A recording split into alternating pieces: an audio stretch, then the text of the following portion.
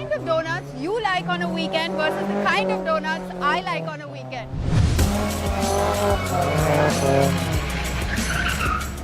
You can't be an auto nut and not feel your heart thump at the sound of screeching tires, smell of burning rubber, and sight of sliding cars. While it all looks cool and thrilling, there's a lot of practice and discipline that goes into mastering the art of drifting. And it all starts with learning how to do donuts.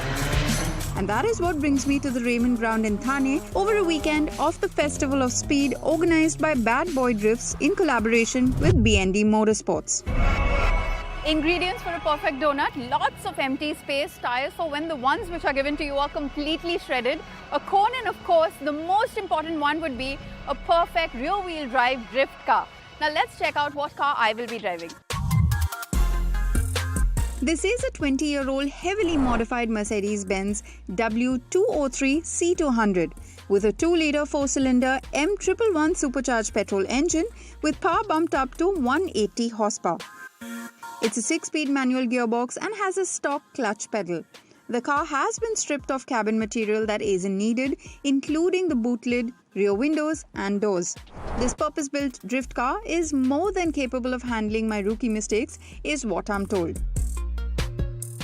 Let's go. I'll just show you how to initiate the drift. Okay.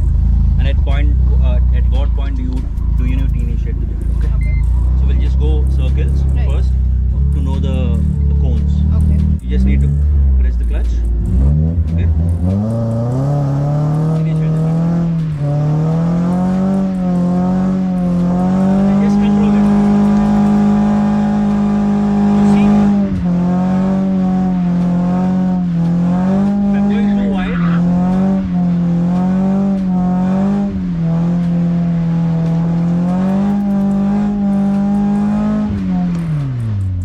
you have to initiate it and then hold on to it.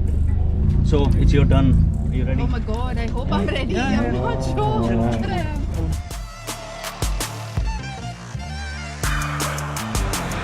For starters, I must say I'm good with understanding the theory of how to let go of the clutch, go flat out on the throttle to let the rear slide out, and let go of the steering wheel to let it counter steer.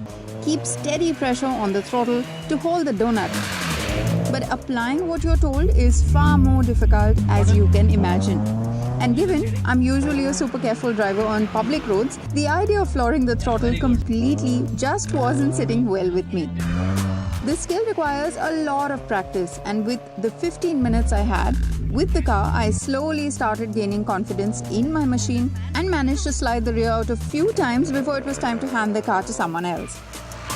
You see, Mudit Grover, who holds the national record for the longest drift of 19 minutes and 20 seconds in a drift spec W203 C-Class, runs Bad Boi Drifts, that's offering enthusiasts an affordable gateway to the drifting world. Through 2 training programs, you can learn the basics of how to hold drifts and later slide through high, medium and low speed transitions.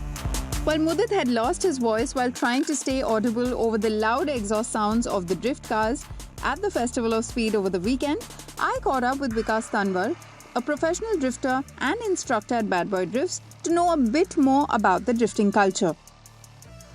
I see the drifting culture has built up a lot. I see a lot of Instagram reels where people are doing funky or, drifts in donuts and stuff like that. So when has this culture picked up and how big is it today?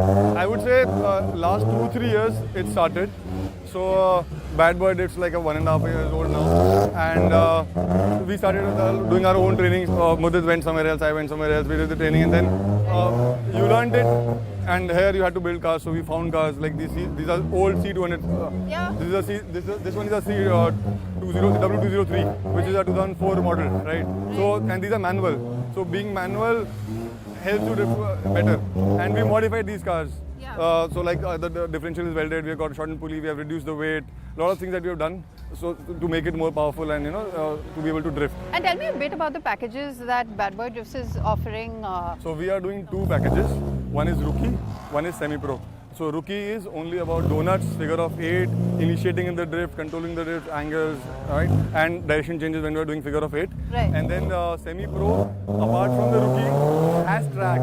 So wherein we make a layout of track and we try and train people to go sideways on the entire track in drift competitions worldwide. So they have to try and maintain and change angles, high speed drifting, slow initiation, high speed into slow speed, those kind of initiations. So that becomes part of the semi-pro. Okay, and finally, of course, safety is of utmost importance, and we tell all our viewers to be safe, which is why we see that this is a controlled environment and you have trained professionals teaching. Do tell our audience why it's very important to do this in safe spaces. See, normally people find it to be very thrilling, right? And I've seen people who would learn here and then try it on the road, which I say is completely not, you should not do that. Yeah. Because here is the control environment. You go wrong, you only hit cones and tires, right? Yeah. But there you might damage the car, do a lot of things.